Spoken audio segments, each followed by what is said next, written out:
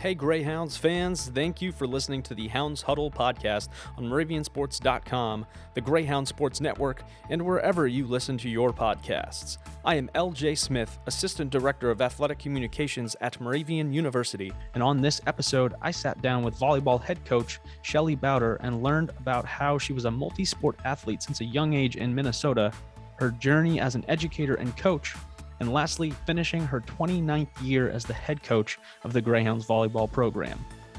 So let's get started and meet our guest, head coach Shelley Bauder.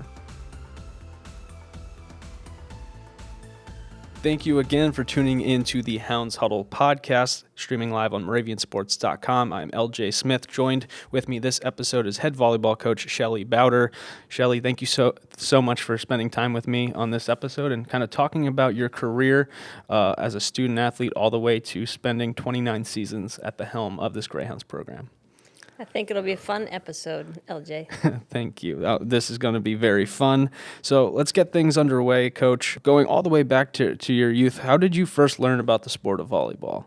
I believe back in the day we played just girls volleyball, maybe as an after-school sport in middle school, but it was not very organized. And then my sister was on the varsity team for high school. She was a senior, I was a freshman. So in the summertime, we'd go to, I guess they would be considered open gyms.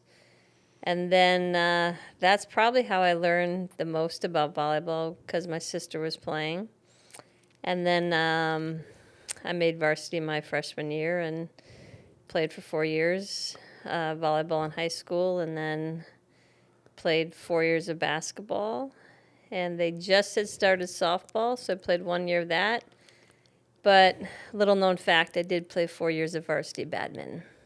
Varsity badminton, wow. Yes. Learn something new every day, Coach. Yes. So, multi-sport athlete, legitimately, 4 sports at that point. So, was volleyball your first, real love of sport? Was it basketball? What kind of was, your go-to? Obviously, you had a sibling that played volleyball. Probably softball, because our park board offered softball for girls, and I used to help coach my little brother's little league team. So I played a lot of softball growing up.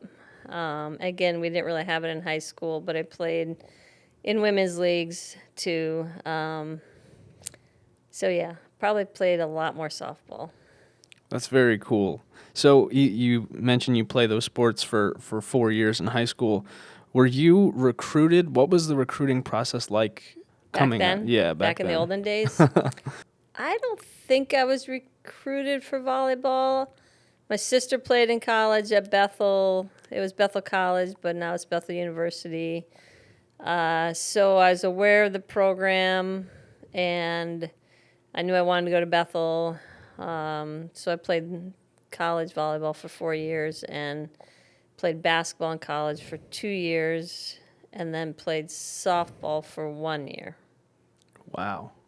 So what was that like, trying to balance the seasons? Because I know now it's a little harder to balance playing multiple sports. We do have student athletes that do that here. But for you, what was that experience like? Yeah, there's a definite overlap. Probably not as big of the overlap as it is now. I had good friends that played on the basketball team, so I enjoyed that. I wasn't as good of a basketball player as probably I was volleyball. I remember a fun story where this would be for softball, so our coach decided we're going to go down to Arizona for spring break. Now remember, this was in Minnesota, and we drove her big Suburban and maybe one other vehicle, and the kids drove, like the student athletes drove. So we drove from Minnesota to Arizona. It was crazy. You can never do that now with liability, but that was a heck of a trip. Wow, that sounds like it would have been very fun, very interesting. And we got totally slaughtered by every single team we played. You play at Bethel College at the time. You mentioned that memory, but what other things really stuck out being a student athlete for you? Was it the teammates? Was it sports related? Was it just in general being there? Probably totally the teammates and just developing those relationships and enjoying those relationships post-college. I have very good friends that are my friends today yet that I went to college with. My college roommate, we've never lived in the same state, and yet we're best friends. So definitely the relationships. I only remember a handful of games. Granted, that was a long time ago, but it was more the fun times on vans or, the trips and things like that. And some of the antics that we used to have with friends. So after your college career ended as a student athlete, what was the next step for you after graduation? I was a health and PE major, so I applied to a lot of jobs. My sister was down in Arizona, and so I decided to go down there. And I got a job probably just a few days before I was going to try to head back to Minnesota. I got a job in Arizona down in southwest Phoenix called Levine. And I was a health and PE teacher there it was a K through 8 school, but I just did the 4th through 8th. Fun fact, there's no gymnasium. So we just had fields and like 4 concrete basketball courts. Wow. And so, no gym. And obviously the weather's usually pretty nice, but then we had some rain and some cooler days. But those are just kind of some fun times. I did that for a couple of years until I moved to Pennsylvania in 86. So what brought you to the East Coast? So I had family here, an aunt and uncle who worked at Pinebrook Junior College. My aunt did all the PE and some of the sports, and she was ready to retire. And I decided that I would just come here and take that job. So I worked at this small junior college for about 7 years until it closed in 93, I think it was. So yeah, I did a lot of the PE classes, coached, I think everything, volleyball, basketball, softball. And when it closed in 93, I finished up my master's at East Stroudsburg. And then both the Lafayette volleyball job was open and the Raven job was open for volleyball. And I got both of the jobs, and I decided to take the Moravian job. Wow, so you got both job offers from Lafayette. I did. That's incredible. When I was at East Stroudsburg, I was the grad assistant for basketball because the volleyball position wasn't open at the time. Okay. Really enjoyed my experience at East Stroudsburg and worked with Rose Haller, who was the women's basketball coach at the time. And I think she gave me a very good recommendation for the Lafayette coach, or for the person who's interviewing me. And at that time, Moravian did have a physical education requirement, and I loved to teach, so I just decided I would take the Moravian job, and it was a little closer to home. That's amazing, Coach. I did not know that. So that little tidbit, just wow. That's amazing. So you mentioned you were coaching at the community college, so you coached 3 different sports. So was that your first taste of coaching? It was, aside from when I was a student teacher my senior year of college, and I helped assistant coach women's basketball, girls basketball when I was there, along with student teaching. So that was one of the only other times I officially coached. Mm-hmm. So when I got the Moravian job in 93, I was a head coach right away, not an assistant. The pay was horrible. And high school coaches were probably making more money than I was. And thankfully, some things changed with some of our new athletic directors that the one guy decided to double my salary. So then I was making a whopping $5,000 instead of $2,500. So part-time for a long time, and then received the NCAA Women in Diversity grant. Okay. And that's what brought me into full-time here at Moravian. And when did that happen? I think that happened around 2007. Okay. Wow. Or maybe 2009. I can't remember now. Okay, so you were here, you started in 93. Yeah, so I was part-time all those years. Okay. Obviously my kids, I had my kids then in 95 and 99, and I would bring them here because I would teach some classes, and some of my players would babysit, back in the day. I enjoyed teaching like those PE classes, and my kids, Case and Caleb, kind of grew up in the gym, obviously, and no coach can have, a career without a very supportive partner or spouse, and my husband was great, or is great, and he was able to get off of work early enough when I was part-time that he could come home so I could coach and travel, so it was a good relationship and worked out great. Otherwise, I never would have been able to be a coach. Did you have someone that really influenced you or kind of helped you out wanting to be a head coach? Was that something you knew you wanted to do after graduation? Obviously, you said you loved to teach, but was this something you thought you would make a career out of? Definitely had a lot of coaches, obviously, growing up. I had some coaches who I swore I would never be like, and so that was good. But for college, Cindy Book was our volleyball coach, and she was fantastic. Really ahead of her time, knew the game inside and out, just had a great way to coach and relate to the players. And so she probably was one of the ones that inspired me most, to be a coach. And yeah, it kind of worked out from there. And you mentioned support, how crucial that was, and not only just from your partner, but from the team, the college at that time as well, having your student athletes help babysit. Was that something, like, I feel like that's a memory that you'll always have, but do your kids recognize what that was like? Obviously, both of them were young at a time. I have a picture of my daughter when she was an infant in a ball cart. So, and Mary Beth was holding her as well. But they loved growing up in the gym. They loved hanging out with the players. Every time we would travel, we would take them with. They'd occasionally ride in the bus with us.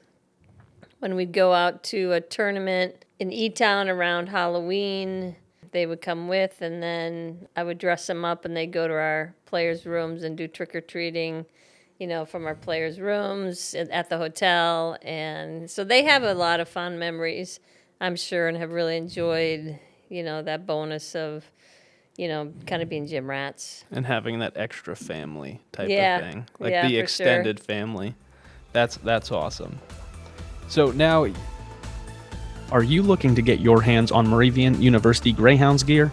Head over to moraviansports.com and click the link Sideline Store under the tab Fan Zone to find our Moravian apparel store.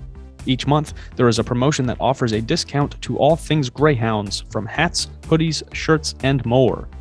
Head to the Moravian Athletics Sideline Store today, powered by BSN Sports.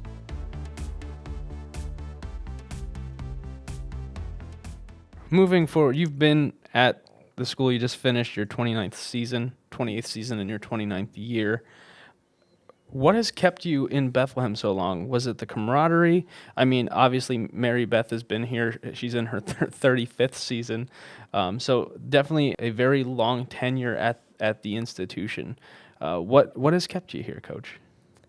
Well, truthfully, since I didn't grow up here, I didn't know a lot about the institutions, the higher ed institutions. And so I remember interviewing, and that was right after they'd won that national championship the year before. So I didn't really know anything about Moravian whatsoever. I didn't know where it was. And then I did help Mary Beth coach those first few years that I was head volleyball coach. I also helped her as an assistant basketball coach. No doubt she would probably say I was one of her best assistants. But so that was fun too. It worked, it worked with my family, being close enough, about 20 minutes from my house. And I really enjoyed it. The people here, have met a lot of great people all around campus, really. And it's been a very positive experience.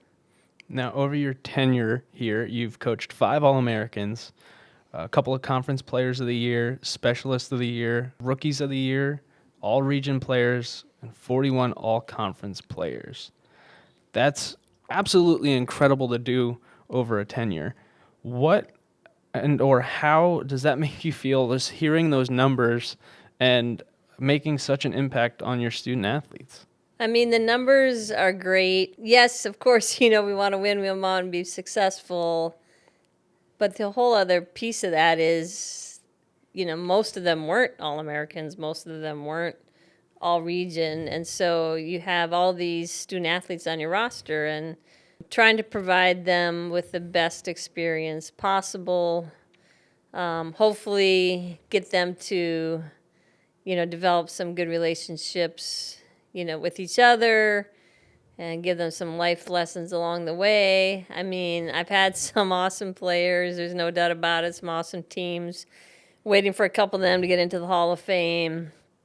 And, those are the fun rides, right? When you have those great seasons but just staying in touch, and the alums, I'm Facebook friends with them, or I'm at the point now where their kids are coming to my camp, and it's just a strange turn of events, but it's so fun just to see how a lot of them have grown, and they may or may not be raising their own families, but they're having their lives, and just to see them post graduation and to stay in touch with them, I love that piece of it as well. And along with a lot of the basketball players that I was close to, either from coaching or from announcing the games.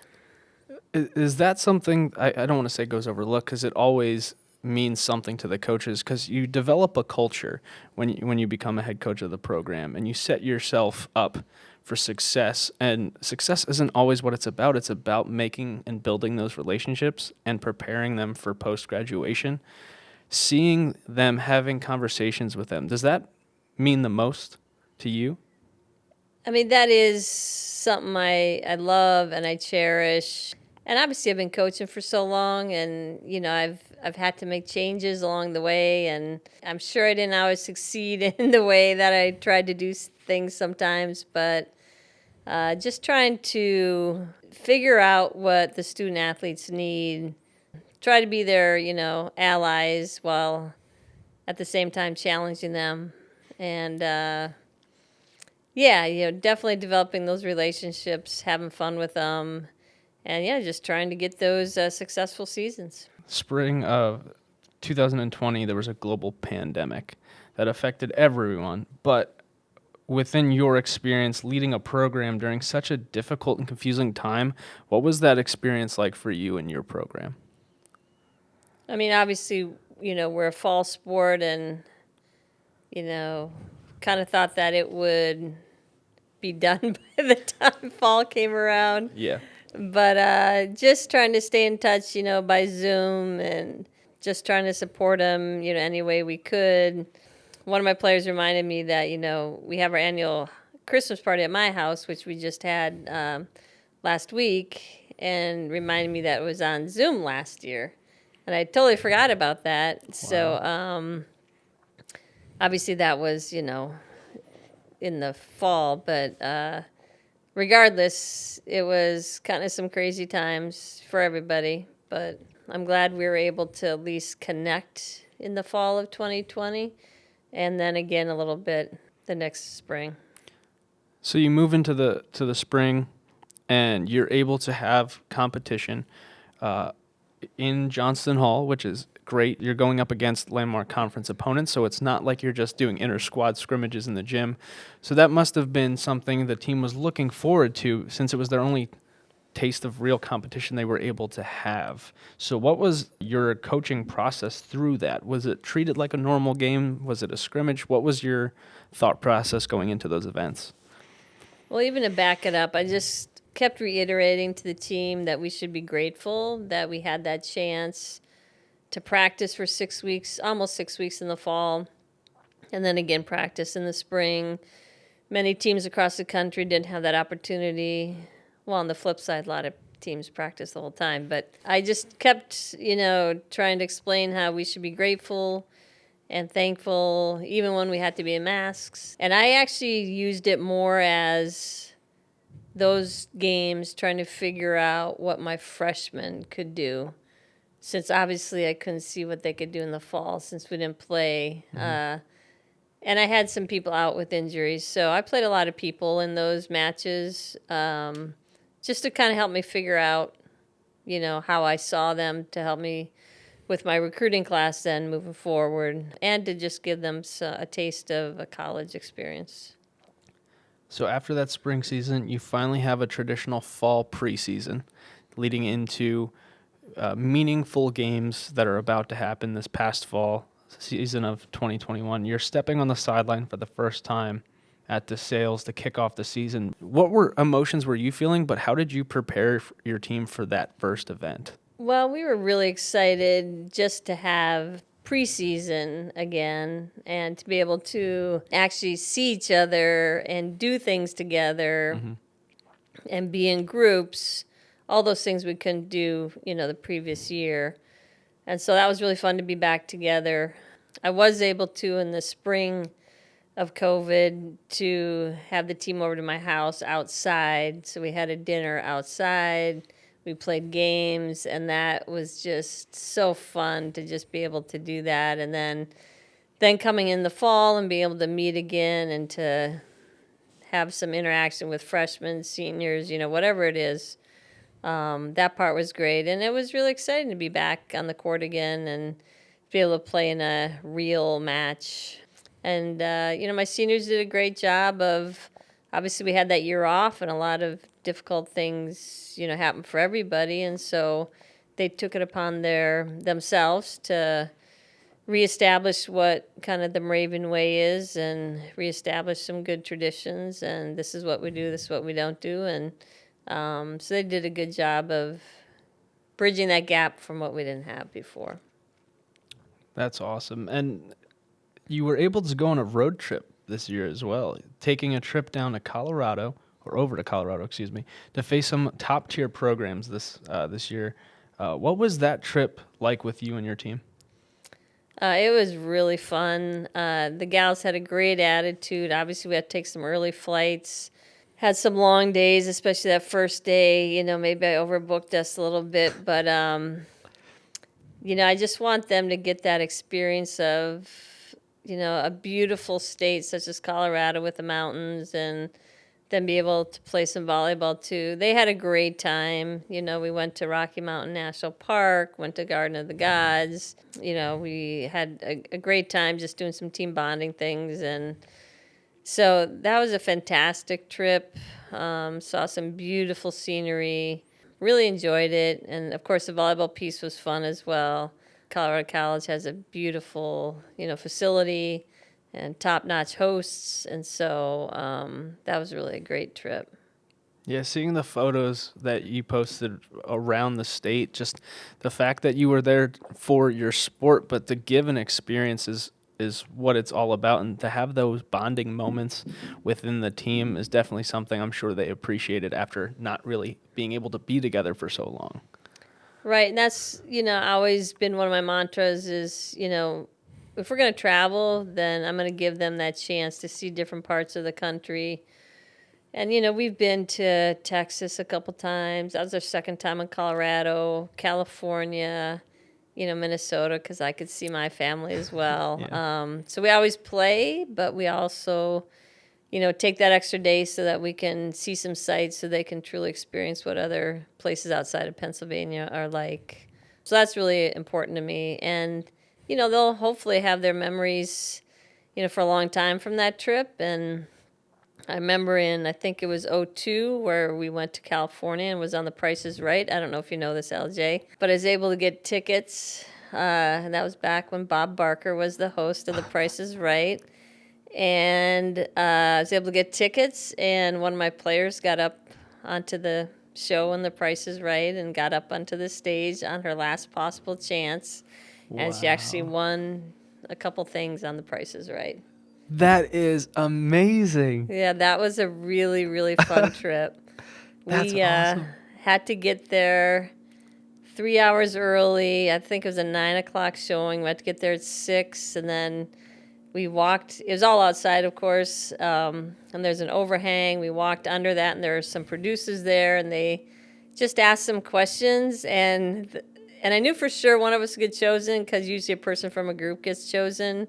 There's another team there that day as well. But they chose like my most quiet player, Shannon McNeil, and she got up there, last chance possible, and it was a really fun time. But you're just sitting in your seats, and oh my goodness, we had some parents with, and it was a fun time. A moment you'll never forget. Yeah, we had T-shirts that say "We dig Bob," and we had a passer with Bob Barker's head as the ball, and yeah, that was a really fun trip as well. That's amazing. So we move throughout the season, and an impressive victory that took place in Johnston Hall this year, taking down rival Muhlenberg 3-1. Reflect a little bit on that match and the environment for you and the team in Johnston Hall that night. Well, we don't always get a lot of home matches just because the way our schedule lines up sometimes, and it's fun to be at home. Obviously they're our rivals. It's a new coach. I know Rob very well. He's worked my camps before. And, yeah, we just started getting really gritty then, and we served well. We just were determined, and that was like a really big win for us, and, made it a double bonus to make sure it was against Muhlenberg, too. So, yeah, that was a fun night. I remember that night specifically. We had another event going out on Makovic Field, and I heard eruptions coming from Johnston Hall from the press box that it was so exciting, the fact that I had to pull up live stats. I was like, we're ahead. We're going to do this. The team's going to do this. And the fact that the team came together and took down one of our rivals, it was just to do that for this group of seniors too. It had to be special. Right, and it was really fun, especially since, we didn't get to play last year, and, volleyball is a huge game of ups and downs and momentum shifts, and, yeah, just really glad to have come up on top on that one. I mentioned the seniors. You have 3 graduating from the program this year. What can you talk to me about the impact they've left on your program? Yeah, Kira and Renee are actually graduating in December, soon here. Mm-hmm. And then Seal will graduate in May. All 4 were pretty much 4-year starters or contributors, and really solid, in their positions, hard workers, competitive, loved the game. And so they were a huge part of our offense, especially. And then, Kira is probably one of my best non-libero defenders that I've coached. And so, yeah, we're really going to miss him next year and the impact they had for us. So looking ahead to next year, your 30th season here at Moravian University College, what are you most excited about, and what can we look forward to coming from the volleyball program next season? I would say, I'm working on that next class coming in. I have some good players who've deposited and probably some explosive play. I'm looking forward to, I think our passing is going to improve. We already have, pretty good setting. And so just looking forward to the growth of our hitters, to see them be able to put some more balls down. And we'll be a little bit young in some spots, but they have some great attitudes and they're a lot of fun. So I'm looking forward to that part of next year as well. And, trying to work on some things this spring before the fall and tweaking some things. I think that'll help us as well. Because you had a lot of contributors that were underclassmen as well really step up this past fall. So to see the growth of them getting quality time on the court, definitely seeing the progression just through a season, but moving forward, having the ability to work with them and through a fall, through this coming spring season, definitely going to make an impact moving forward. Yeah, definitely. It had a lot of defenders that got a lot of reps this year, and that's just going to, help them move into our season next year. And a couple of my freshman hitters again. I'm looking forward to seeing what their growth is going to look like. Well, Shelley, thank you so much for spending time with me this afternoon as we record another episode of the Hounds Huddle podcast. Thank you for taking me on a journey of your childhood all the way through your coaching career here at Moravian University, and looking forward to what's to come the next year of Moravian University volleyball. So, Shelley, thank you so much. Thank you, LJ. Anything that you would ever want from me, LJ, you know that you can count on me. Thank you, and I'll let you end the show with your famous phrase. Go Hounds! I had so much fun sitting down and talking with head coach Shelley Bauder of the volleyball program. I am fortunate that I had the time to learn about how sports have made an impact on her and also how she continues to make memories with her student athletes. Be sure to follow the Volleyball Squad on social media at MoravianVB on Instagram and Twitter, as well as Moravian University Volleyball on Facebook. And if you haven't done so already, go ahead and follow Moravian University Athletics as well. That's all I have for you on this episode of the Hounds Huddle podcast. Until next time, I am LJ Smith, signing off.